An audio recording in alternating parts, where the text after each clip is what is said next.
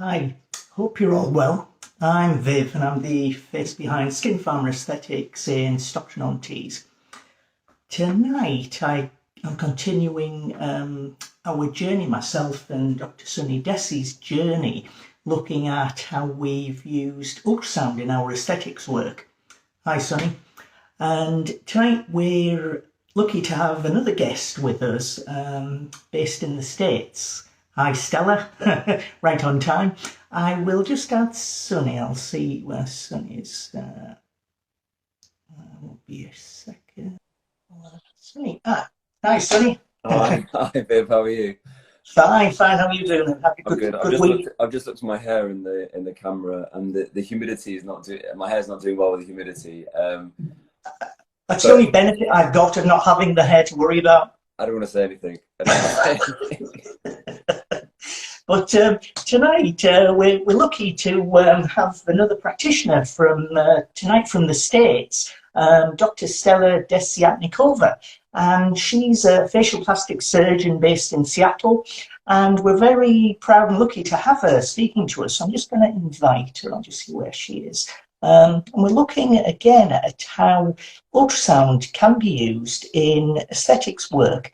And Stella is a really nice practitioner. She's done lots of different types of work involving ultrasound. She's done research, training, practice. Hi, Stella. Hi, guys. How are you? Hi, Stella. Hi. Fine. Nice to see you. How are you doing over there in Seattle today? We're doing great. Really nice to... Dark on my screen, but can you guys see me okay? We can see you very well. That's fine. And an amazing blue sky background there as well. That's my backyard. Oh, wow. Great backyard you've got, Stella. We've got lots of practitioners from all over the world joining us tonight, so I've got to thank you all the way from Seattle.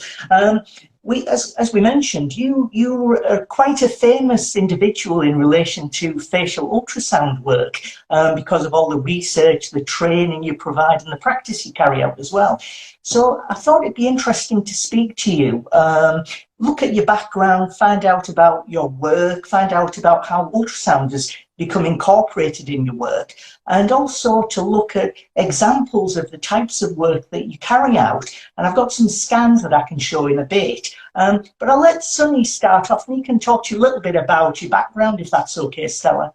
Sure, of course. Hi, Stella. I mean, listen, I think you're very much the star of this sort of... can we call it a show yet, Viv? Probably is a show. We do it every week.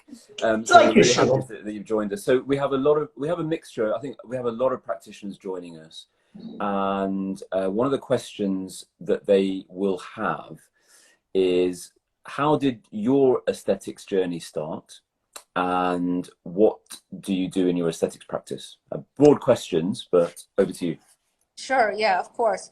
So I'm a facial plastic surgeon, double board certified in head and neck surgery and facial plastic surgery. And I've been doing this since 2002 when I finished my residency and fellowship. So I've had my facial plastic surgery practice for a long time.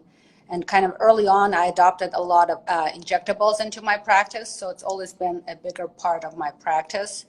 And because of my obviously facial plastic surgery background, I was always kind of doing more complicated cases, doing the kind of helping other people treat complications, all the complications from injectables that we had forever. So then when I kind of got a little bit of a whiff of the ultrasound and the potential for treating the complications, I researched that and just kind of chose to bring it early on into my practice. Of course, at that time, I myself didn't realize quite the extent of what can be done with ultrasound. So my kind of original thought was to bring it on, and in case anybody has issues with blindness, or God forbid me, with non-surgical rhinoplasty or forehead, because I do a lot of the non-surgical rhinoplasty too, I figured I can find the vessels quickly and hopefully inject them with hyaluronidase.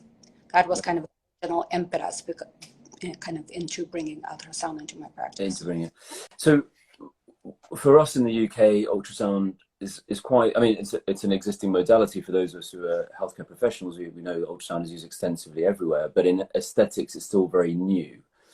I mean, I was going to ask you questions about your course a little bit later on. It's on your link tree, which is brilliant, and we can ask those, but we'll just flag that for a second. But you obviously come from a very specialist background. So can you give us an example of a case that, you know, what was that first case that you remember where you really were like, oh my God, I'm so thankful that I've developed my skill level with ultrasound? Do you have one to mind that comes to mind? So partially, you know, when I started with Claris, and then I started doing the non-surgical rhinoplasty with Claris. So just being able to see, even with Claris, and find some vessels. So I was kind of getting increasingly grateful for having that. And then, of course, I started doing the vascular occlusion cases, and did the first couple with Leone, Cole Leone. So that one was, I think, really, really just kind of, it's amazing what it can do, because then just seeing that blood flow return and kind of seeing it clinically, that was really, really just kind of amazing. Brilliant. Did you yourself, did you ever do any specific ultrasound training when you started out, or did you just go for it and learn on the job? So that's kind of an interesting question. So, you know, so even now there's not a lot of training available. No. Everybody is trying to develop training, and unfortunately a lot of people who have no idea what they're doing are starting their ultrasound courses, at least in the States, probably in other countries too. So when I started, there was really nothing much, and even it was kind of hard to even figure out what the ultrasound anatomy of the normal tissues look like. So I tried to look and then research, tried to read any literature that I could find. And even all the literature that you could find is still kind of limited, right? You still definitely don't know what you're looking at. So, but yeah, just kind of little by little. So basically I taught myself just because I really just kind of wanted to research, first of all, what this can do, and hopefully develop more. And again, at that point, really had no idea where this would take me, or even the potential for what ultrasound can do for us. Yeah, amazing. Went by myself, and then eventually joined with Leone and was teaching classes with her as well. Good. Viv, I know you've probably got loads of questions to ask as well, but I've got one more. So obviously at the heart of everything we do is the patients that we see, the concerns they come in with. What was your view of your patients? I mean, as a plastic surgeon, obviously they come to you as a specialist anyways, and then obviously it's facial aesthetics. But when you introduced ultrasound, what was the feedback from your patients when you started using it? Was it something that they appreciated, or? So, you know, the patients always love it. And I must say, probably in the beginning, I didn't know a lot of times what I was looking at. Yeah. And, you know, I was trying to scan my family and my assistants and myself, but it probably took me several months to figure out what nasal cartilages look like. Okay. You know, when you look at several layers, they're all black and white and gray. And I'm like, I don't know which one is a cartilage. What am I looking at? I went through all the literature. I couldn't find anything. After that, you know, I eventually just kind of, you look more, and then you know more. And patients always appreciate it. They appreciate that you're taking the time to make the procedure safer and better for them. And I think now a lot of patients know about ultrasound, so a lot of patients actually request it. But even at that time, patients just seemed really, really grateful that me taking the time, learning about it, trying to make it safer for them. It was just, it was just kind of fun for them too. They want to see it. They want to see what the inside of the face looks like. No, definitely. And we found that as well. Viv, what have you found when you're showing? What's the kind of feedback that you get? Patients love to see exactly what I'm seeing. I can base my my answers to their questions on evidence, and they can see the evidence plainly and clearly. There's no hiding of information. It's completely transparent, and it gives more security to both myself and the patient, understanding why a treatment needs to be carried out in a certain way. In my experience, it's only a benefit. It hasn't given me any disadvantages at all. Definitely, I would agree. Another question for me, for more sort of patient focused. So Viv and I have discussed this at length. So we've been doing this for a few months now. We've kind of got a kind of protocol, and I'm sure this is part of your training as well, Stella. But how long do you spend actually? I mean, we do vascular mapping. That's what I was trying to get at. So we kind of do the vascular mapping first, and we talk the patient through it. How long do you spend now as part of your consultation or part of your treatment process when you do it? Because I think a lot of practitioners who are new to ultrasound are possibly reluctant, or they're worried that they're going to take ages, and obviously time, well, money is time, time is money in clinic. We are a business at the end of the day, and we want to be safe. So how long do you spend now when you ultrasound? Are you very fast, or do you still take your time, 10 minutes, 30 minutes? So, you know, it's a good question, and that kind of really depends. I now incorporated ultrasound as part of my consultation, even for patients that come for surgery. Yeah. It gives me a lot of information about the internal anatomy. For example, if I want to do, if they come for buccal fat removal, and then I can look and I can see that there's actually not a lot of buccal fat. So all the fat is superficial fat. So it's really helpful to kind of prevent the surgery that will not be very fruitful for me or for them. For my injection patients, I can kind of take a look and see what they had before. Again, just kind of guiding my treatment. For a lot of patients, you know, if I'm doing a high-risk area, I can just look 10 seconds, see where that vessel is, and that can help me help the patients. For some patients who come for a basic consult for all the filler, it can take an hour looking for all that they had in their face for the past, you know, 10, 15 years, several syringes a year. It's in every plane, in every spot, and then you just kind of see like what happens. So it's, yeah, the answer is really depends. But I think for people who just initially bring the ultrasound, most people want to initially just bring it to increase their safety, right? Yeah. So yeah. don't vascular occlusion. That's kind of the best initial application. That's what I teach at my courses too. This is what you're going to use it for. Hopefully not a lot of people will have the vascular occlusion or other complications, and this will really help you to prevent it. So once you get just kind of a little bit of proficiency, maybe not the first couple of weeks, but once you get a little proficiency, I would say you can probably just spend a minute. Spend a minute, you found the angular artery, or you found the artery here, and that is just helpful for you. I'm sure the clinicians watching who are interested in ultrasound will definitely appreciate that answer. Viv, I've hogged the questions for Stella, so I know you're dying. I can see in your eyes. So you want to ask. I've got so many questions to ask Stella. Go for it, Viv. One of the things that I was watching just earlier this week was a CMAC a live recording that you took part in earlier this week, Stella. Really great discussion with yourself and lots of practitioners from around the world, specialists, looking at hyaluronidase and using hyalase for dissolution purposes, and how you use it, what you use, the technicalities of the process, the pros and cons, etc. You went through everything, and it was really a great chat that you had with these other specialists. You're all involved in lots of work using ultrasound, all of you who were within CMAC, all the practitioners in the discussion. But what I was wanting to ask you really was about the fact that in the CMAC information, it mentioned that you were the first physician in the States to reverse a vascular occlusion, dermal filler based, using ultrasound. Is that correct?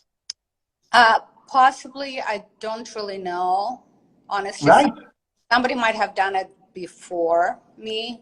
I guess mine was just kind of the first that was known. And then, you know, Right. Leonie helped me with that. We call Leonie. Yeah. She helped me with that. So as far as I know, I was the first, but it's possible that somebody must have done it before. Yeah, it's just on CMAC, it's mentioned that you're the first, so they may have done a little bit of research to find that information out. But with training, Sonny was going to ask you a little bit about your training. You'll be working with Leonie as well now, carrying out training in different areas. What do you think of the training that you do with Leonie? I think you really love the fact that you both work together in that aspect. Yeah. Well, obviously, you know, I love Leonie. I love working with her. She's amazing. We did several courses together, virtual, live in Costa Rica and Seattle. She's going to come again later this year to Seattle, do another course. I do some courses without her, which are a little bit different. I always learn so much from Leonie, you know, just from listening to her. You really just kind of, you can learn from everyone, but, you know, somebody who had so much experience and practice and insight into everything that she does. It's really just... She's actually watching. She's saying she's watching this chat, so she's enjoying what you're talking about there, Stella. So hi, Leonie, for watching. In terms of the research you're doing, there's a paper published, I think, just in May, a few months back. Treatment of filler-related vascular occlusion using handheld portable ultrasound devices. That's a research paper that you produced recently? Did you enjoy writing that? Was it a lot of work for you? It was not a huge amount of work. It's a shorter paper, but it was nice. So really, obviously, I did not invent this whole thing. That was invented before me. And I talked to Leonie, so a lot of cases are from her practice and some from my practice, just using portable devices. And I thought that was important to write it up specifically about using portable devices, because that's kind of what a lot of people want to do, bringing portable devices into their practice, specifically to treat vascular occlusions. And the question is, how good is a portable device compared to the real kind of either tower ultrasound or even kind of like the bigger point of care devices, and whether or not that can be helpful. So that's why I wanted to write that up. And you use a whole range of devices, like from the small Clarius that we use, the L20 HD, all the way up to a whole lot more expensive, larger equipment. And in your experience, there is quite a big difference between using a smaller device to a more expensive device. I suppose it depends on what you're using it for and what you're wanting from it. Sure. So is it still about the paper or just in general in my practice? Generally about devices. Of course. Yeah. So generally, you know, of course, kind of the bigger and better the device, the better quality of the picture you get.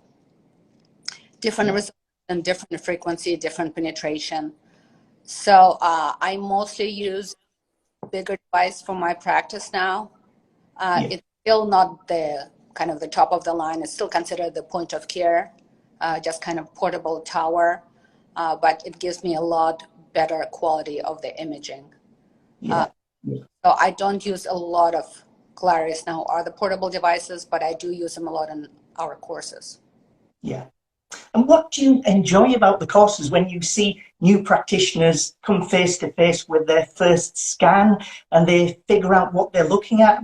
How does that make you feel? Oh, I think it feels amazing. It just kind of, for me, just rekindled my teaching passion. I used to do kind of more teaching when I was in medical school and residency. And kind of doing occasional training with injectables, but not a lot. But then when you see doctors, nurses, PAs, and then they struggle for a little bit, and then you just kind of see that aha moment, and just suddenly they realize that it's really just kind of quite amazing. And I'm so happy people take the time to learn and obviously advance their practice, and who care about their patient safety and their safety. Yeah, I love it. Yeah. Patient safety has always been a big impetus for my practice as well. Yeah. I thought it'd be interesting, just have a look at some of the posts you've got on your Instagram page, Stella, just to show some of the examples of ultrasound use in practice that can be used by practitioners in their aesthetics work. So I've got a few of them. This one involves nasal treatment. It's one of the nasal spine injections you carried out on a patient, and you looked at the aspiration in the nasal spine injection. If viewers don't like injections into the nose, don't watch this particular scan because it's Stella injecting a nasal area. So I'll get this up. So this is an injection you carried out for a patient just to demonstrate the need for aspiration. You know, it's a sensible thing to do when you're injecting the nasal area.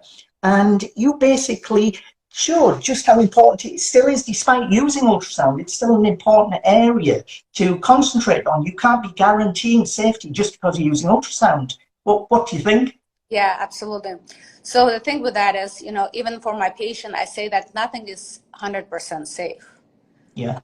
Aspiration is obviously not 100% safe. I think it's very important to understand the limitations of that. But it's also important to understand the limitations of ultrasound that, you know, I'm not going to discuss all of them now. So people ask me whether or not I aspirate, and of course people want to hear no. I say yes, I do, and sometimes I aspirate after I use the ultrasound. For example, in this patient, I looked, I know that their vessels are right where I'm needle tip. And a lot of people cannot be exactly sure where my needle tip or cannula tip is, unless I'm doing this directly ultrasound guided. So yeah, so the vessels there, you know, maybe my needle tip will end up in the vessel, and that aspiration, again, very cognizant of the technique of aspiration itself and the limitations. But for me, I aspirate sometimes ultrasound in occasional spots. Yeah. Another injection, piriform fossa, using nose to mouth line treatments, done very often by practitioners all over the world. But the safety aspects aren't always considered properly until you come across a problem, unfortunately. This scan is one you did of the piriform fossa. I'll just get it up. There we go. It's basically showing you using a needle to guide filler treatment into the area just adjacent to the nostril on one side of the face, I think. In terms of safety, is that something you tend to use a lot now, using guided injection for areas like the piriform fossa? So sometimes it's patient guided. So I can't remember if this patient asked me or to use it ultrasound guided, or if I just didn't like what I saw, you know, when I kind of did my thing, and then I just do it ultrasound guided. So then I can see vessels, and I can see the tip of my cannula needle, and I can see the filler. The most important thing actually to see is to see the filler going in the tissue, and you can see that it's filling the tissue, and then that just kind of helps you as well. Yeah. You mentioned to me about the fact that you have a research paper coming out about temple filler treatment, and you've got some information about carrying out the treatment using ultrasound as well. I've got one of the scans you very kindly let me augment for you using CGI. I think you love the fact that it can be done. I'll get this up, Stella. Give me 1 second. Viv, this is great. I know I always say it to you jokingly, but this is he loves showing off this, but it is a great thing. You know, assessing and then putting CGI to it. They're really awesome, yeah. So that's your original scan, Stella. You can talk about it if you like. Yeah, so I think this is a ultrasound guided temple injections. It shows a cross section, and you can just kind of see the filler, which is a dark, coming out of the cannula and filling that plane between the two facial planes. And you can see how much better you can see it now when Viv will superimpose the colors on it, and how much easier it is for practitioners to learn, if they want to learn what it is, to learn the anatomy and understand, and also just kind of for people just to see what it can do. It's so much easier when you actually put those colors on. So a lot of people actually ask, they're like, can you just add the colors to this? It's just something that I came across totally by accident, purely following a Halloween video I did with Leonie and Tom Van Eyck last year. I thought, you know what, if I can do this with computer graphics, why don't I use it on ultrasound scans? And that's how it all came about. We'll look at also assessing and treating complications, Stella. I know Leonie does a lot of work. Tom Descartes does a lot of research work as well, involving filler issues, filler problems. You come across lots of different complications with fillers, I guess, every day or most days that you're working. This is a treatment that you carried out, guided under eye filler treatment. I'll just get it up, Stella. Dissolving under eye filler. So you're basically using a cannula, I think, to dissolve filler with high hyaluronidase. I think that was a needle. I think that's 27 gauge needle, just really magnified. So this was a bit of extra filler under the eyes. So it's we all know those patients that just kind of start getting too puffy under the eyes. Not a lot of significant malar edema, no nodules, no complications. And this just helped to really just be very targeted and dissolve that little bit of filler and just restore this basically just normal contour of the cheek and the eye.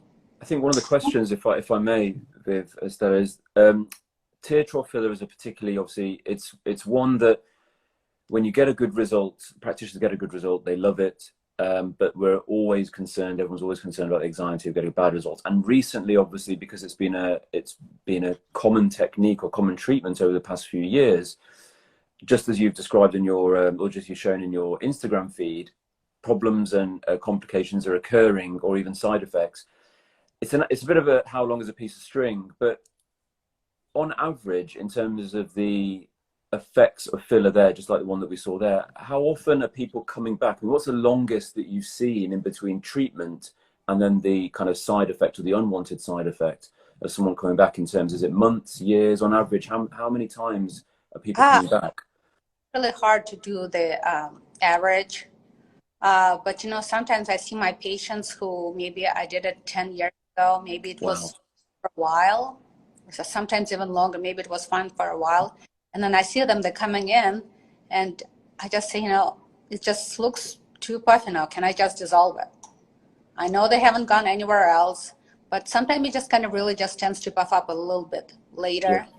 Maybe as filler can just kind of gets gradually degraded, especially in this area, forming as smaller chains that kind of maybe attract more water, but for whatever reason it is.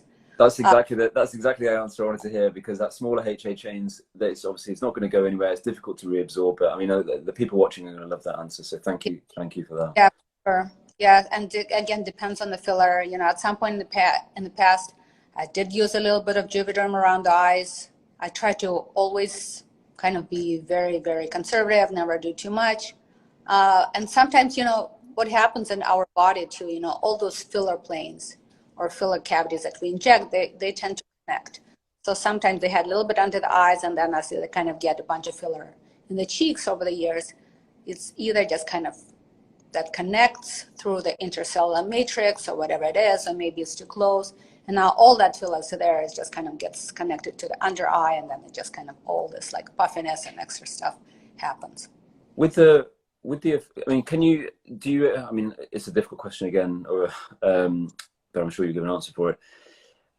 Even with the long length of time, like the 10 years, and you saw the puffiness, just if you wouldn't mind just describing what you would see, because I guess you wouldn't really see the filler per se, but just in your own words, how would you describe what you see in terms of small HA chains on that kind of ultrasound image? I know it's, what would you expect to see, I think is the question that I wanted to ask. Yeah, so a lot of times, you know, like you said, a lot of times you don't see the filler, especially, you know, in the tear trough itself, or maybe it was such a tiny amount put in 10 years ago, 15 years ago.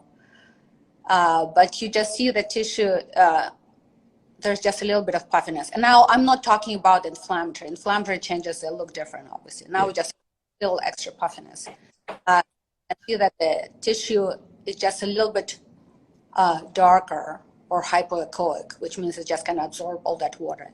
And that's all the layers of the tissue, including the layers where you didn't inject. But I think that's just kind of overall the water absorption just kind of tends to happen and spread through the tissue. So like even the dermis or surrounding structures. Around the eye, you kind of, obviously, you guys probably know that hopefully we don't get it behind the orbital septum. So the swelling usually, you know, if you were not there, I think the swelling does not go through the orbital septum. It's a pretty dense layer of the tissue. But it's pretty easy to go through that orbital septum, even with a cannula, and just kind of create additional problems with it. Amazing. Thank you. That's an awesome answer. Viv? Yeah, no, there was just a couple of other scans that you did, Leonie. One of them was actually...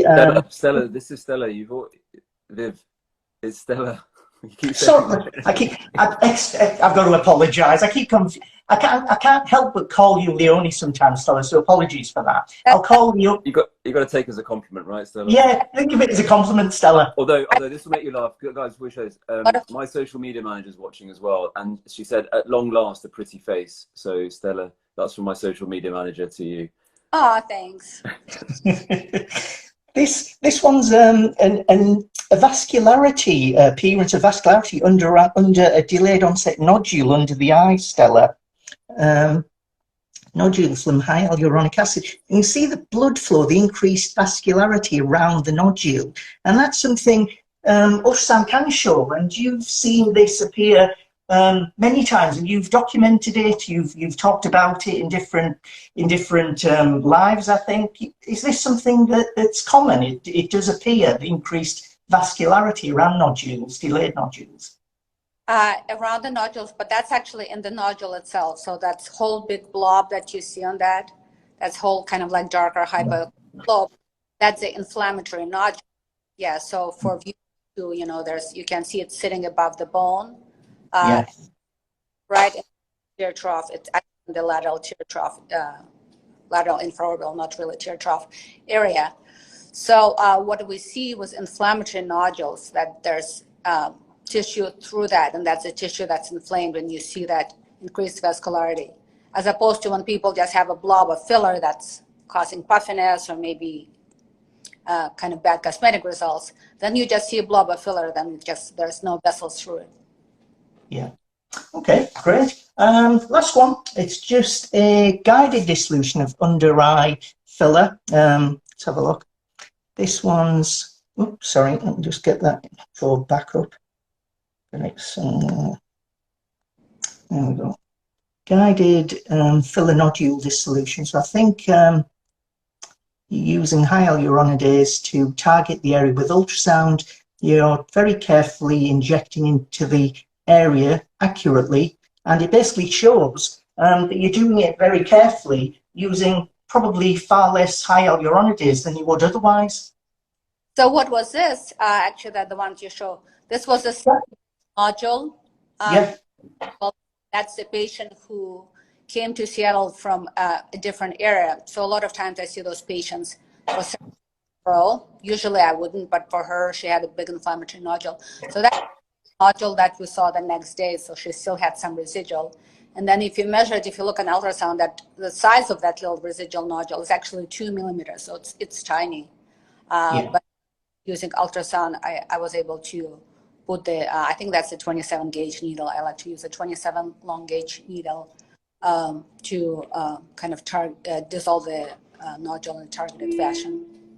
With nodules where there's biofilm, perhaps, do you find it easier to use a sharp needle to actually get the high hyaluronidase in the right place compared to a cannula? I think you were talking about this in the CMAP information. Yeah. So I'm not sure about the biofilm, but the inflammatory nodules, they tend to become very hard. So if you try to put the cannula in it, you cannot. They're as hard as I like to compare to injecting a rubber tire. So if anyone who has ever tried to put the Kenalog in the keloid scars or steroids injection in the keloid scars, they know that you can get the needle in, but then it's very, very hard to inject because there's so much resistance. So that's the same thing that can happen with those inflammatory nodules. You cannot put the cannula in, but you might be able to put the needle in, but then it's very, very hard to inject. Yeah. So try and just kind of gradually do that. And then obviously the next day it becomes a lot easier. But yeah, the inflammatory nodules can be just very, very basically hard to physically get the needle in and hard to inject. Yeah. We had a question actually, Viv, sorry, 2 questions in regards to just that sort of similar case. Obviously we use hyaluronic or hyaluronidase to help dissolve nodules. The first question that someone had was, do you ever use steroids alongside with difficult nodules? Do you ever inject steroids into a nodule or inflammatory nodule? I really try to avoid injecting steroids, partially because of the tissue atrophy that it can create. Yeah. Around. So most of the time, I think it's probably been years since I injected steroids in the inflammatory nodules. And that's because the atrophy. No, that led on to the second question for you, Stella, which was one of the cases which you probably remember for your feed is where a patient came in and they had a lot of filler and they wanted dissolving, and you described in detail about that several sessions were required. Again, it's really difficult, isn't it? Because no one really publishes this kind of literature out there. What was the time delay in between each session? Do you leave it a week? Do you leave it 4 weeks? I mean, 7 sessions is a lot, but what was the length of time overall, and how long in between? Yeah, so it's a great question, and again, the answer is it depends. The answer most of the time depends, just because still we're compiling all the data on that, right? So partially depends on how much filler they have that they want dissolved or that needs to be dissolved. And if they had 20 syringes of filler, they will need a lot of dissolving. You're partially limited how much hyaluronidase you can put in, because if you do inject a lot, it can become inflammatory. Not even necessarily the allergic reaction, but it can become red and swollen inflammatory. Also, you know, if they fly to me from a different country or from across the country from the US, I do want to try to do as much as possible and just kind of maximize their visit. So sometimes I will see them do as much as I can, save the time the next day, sometimes even the next day. Normally in my practice, you know, say they're local, I would do as much dissolving, see them back in a week or two, do some more, and then just kind of depends. But one thing I just kind of want to caution people that they think that with ultrasound, sometimes you can just use very little Hylenex, which can be true if they have a little bit of filler. But if the full face is full of filler, it doesn't matter, ultrasound or not, it can help you a little bit and do it in a more targeted fashion, but you will still have a lot of Hylenex. That's amazing, amazing. Viv, you had a question? It was really, we've talked about the past, the present. I thought really we'd look at the future. In terms of the use of ultrasound in facial aesthetics work, Stella, what would you like to see? What would you like to see in the future of ultrasound use in aesthetics? In an ideal world, what would be the use of ultrasound? Where would you like to see it? So I think, you know, I want to see it. I think it will really just kind of like spread, partially because it's so helpful for education and learning the anatomy, and partially just because once people try it and then they that they can actually see what they're doing during the treatment, it's very hard to go back and not do ultrasound. So what I would like to see and what I think will happen, partially the technology will get better. So, you know, devices will get better, they will be cheaper, they will be a lot more accessible. They're pretty accessible now. The resolution will be better. And I really think it will be, you know, everybody's using cannulas now, for example, kind of that people didn't want to do in the past. I think it will be the same thing.